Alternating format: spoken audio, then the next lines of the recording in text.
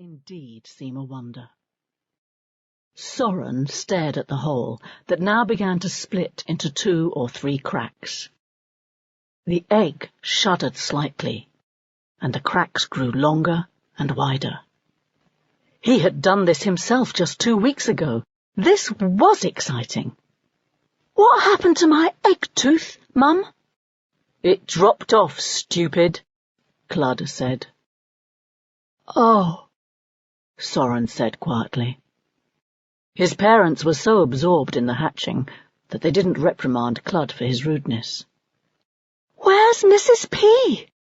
Mrs. P?" his mother said urgently. "Right here, ma'am."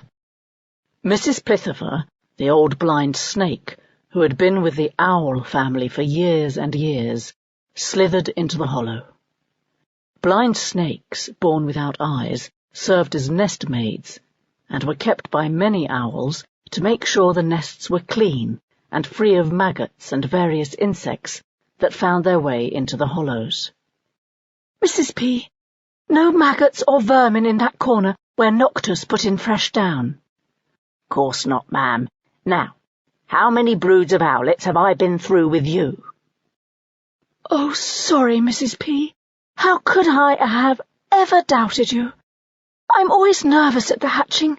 Each one is just like the first time. I never get used to it." "Don't you apologise, ma'am. You think any other birds would care 2 whits if their nest was clean? The stories I've heard about seagulls, oh my goodness, well, I won't even go into it." Blind snakes prided themselves on working for owls, whom they considered the noblest of birds.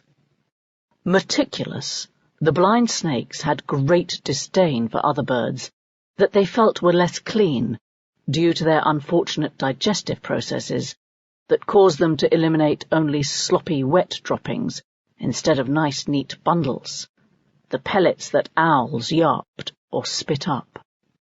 Although owls did digest the soft parts of their food in a manner similar to other birds, and indeed passed it in a liquid form, for some reason they were never associated with these lesser digestive processes.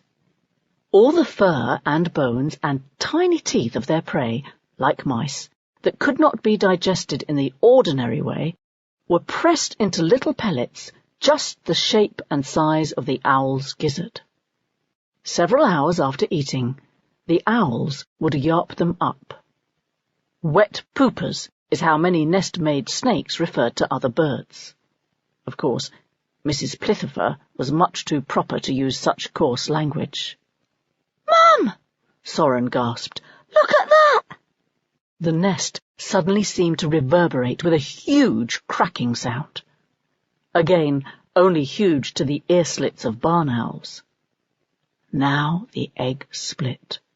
A pale, slimy blob flopped out. "It's a girl!" A long shriek call streamed from his mother's throat. It was the shriek of pure happiness. "Adorable!" Soren's mother sighed. "Enchanting," said Soren's father. Clud yawned, and Soren stared dumbfounded at the wet, naked thing with its huge, bulging eyes sealed tightly shut. "What's wrong with her head, Mum?"